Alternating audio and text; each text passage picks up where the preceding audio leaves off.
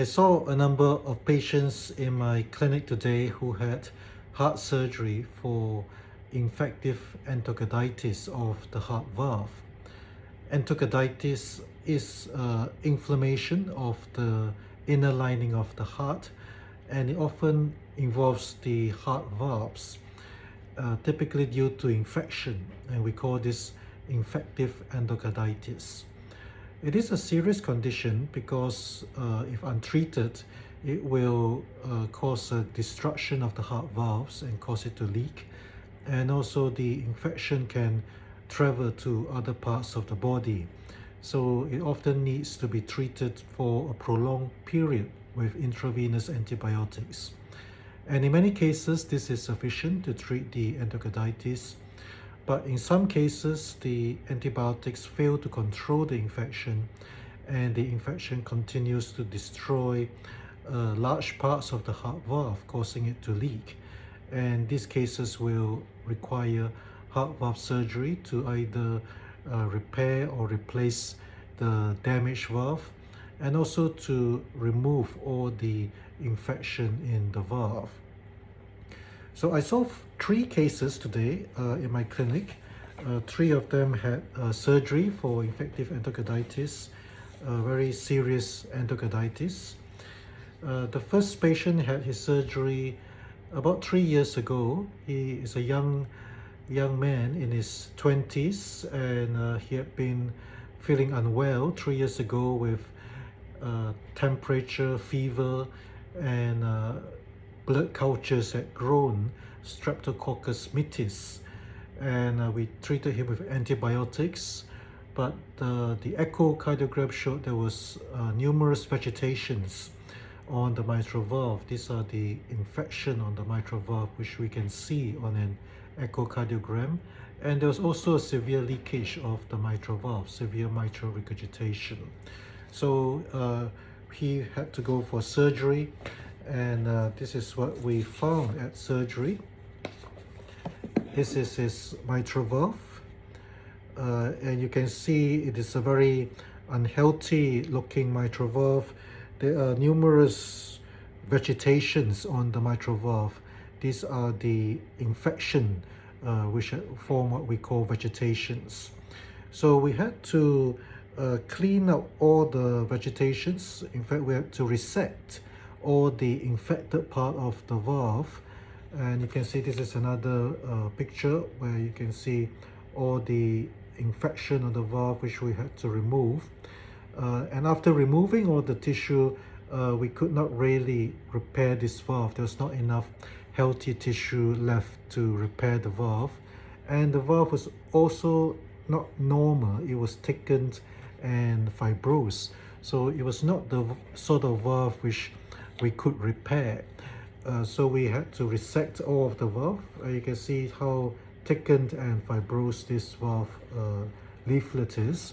And because he was a very young patient in his 20s, we replaced it with a mechanical heart valve. So he came back today. He's completely well now. He came back today to have his blood tests, to check his INR levels, because he has to be on warfarin and for the rest of his life.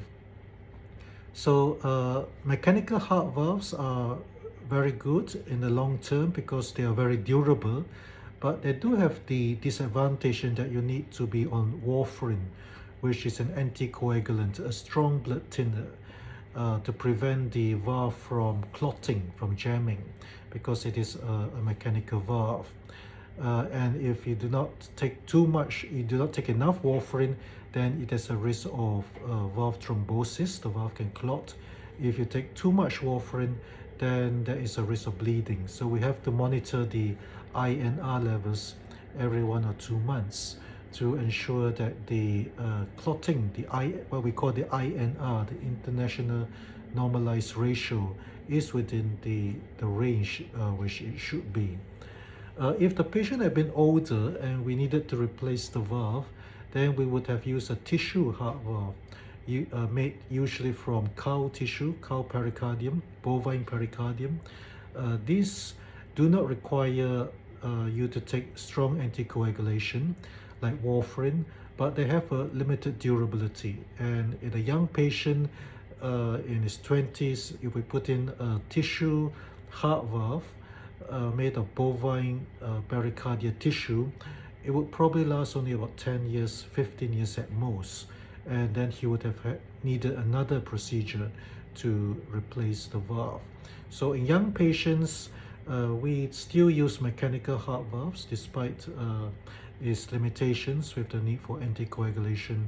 But in older patients, we would use a tissue heart valve.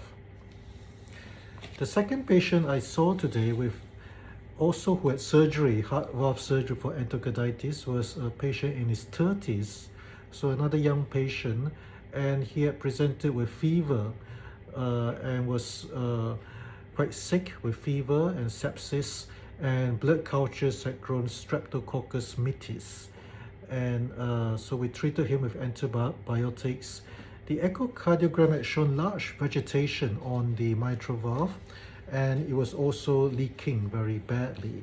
So he also came for surgery, and you can see that this is his heart valve. You can see this huge leaflet here, huge vegetation, which is all infection on one of the valve leaflets, which is very badly destroyed also with the infection. And after removing all of the infection and also the infected part of the heart valve, there was not enough tissue to repair the heart valve. So he also had a valve replacement, and this was done 3 months ago. He came back for his reviews today. He also had a mechanical heart valve because he's very young, so he came back for his INR control today, and he's very well. He's already made a full recovery from his surgery. The third patient I saw today also with infective endocarditis is a patient in his 40s, and he had been quite unwell because his heart valve was leaking very badly, and his heart is also enlarged, and he was having fever, some sepsis, and we had grown Staphylococcus hemolyticus from blood cultures on 2 sets of blood cultures.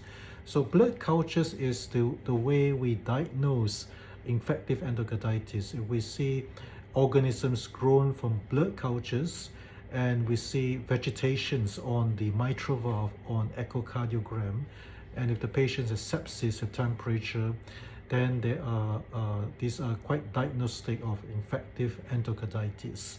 There are also other criteria which we use to support the diagnosis of infective endocarditis. And the indications for surgical intervention in this condition is if the sepsis is not controlled by antibiotics, or if the patient develops a severe leakage of the valve due to the infection, or if the infection has embolized or gone elsewhere, or if they have developed a large vegetation from the infection, then these are all indications to go for surgery to clean out the infection and also to correct the valve abnormality. So this patient went for surgery also 3 months ago, and you can see at the surgery, the infection had destroyed a large part of the commissural leaflet. This is one of the leaflets of the mitral valve between the anterior and posterior leaflets. So there was a huge perforation in that leaflet, and there were also vegetations around the edges of the commissural leaflet which had been destroyed. Fortunately for this patient, after we had removed all the infection and were left with some very healthy tissue, there was enough healthy leaflet to repair the mitral valve. So we were able to then suture back together the remaining healthy parts of the valve, and we were left with a nice valve. And we then sutured an annuloplasty ring around the mitral annulus to stabilize it, to ensure the repair will last the lifetime of the patient. And we then tested it with water, and it was very, very nice. It was competent, and of course, at the end of surgery, we would confirm that the repair was good through a transesophageal echocardiogram. So this patient came back for his review today. He's very well. He's very fortunate because he's also very young. He's in his 40s, and he does not need to take any strong anticoagulation like warfarin because the valve was repaired, and the echocardiogram showed that the repair was good. There was no mitral regurgitation, and he has made a very good recovery after his surgery as well. So yes, thank you for listening. I hope that was informative, interesting day in clinic. It so happened that a number of patients had heart valve surgery for infective endocarditis.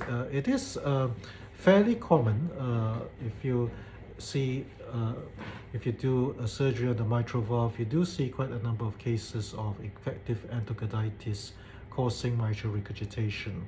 And most of this can be successfully treated. Not all of them need to go for surgery. A lot of them can just be treated with intravenous antibiotics. It does need a long course of antibiotics, usually about 6 weeks. But most of the time, it is able to clear the infection. But sometimes in some cases of infective endocarditis, they need to go for surgery when they are not sufficiently treated with antibiotics.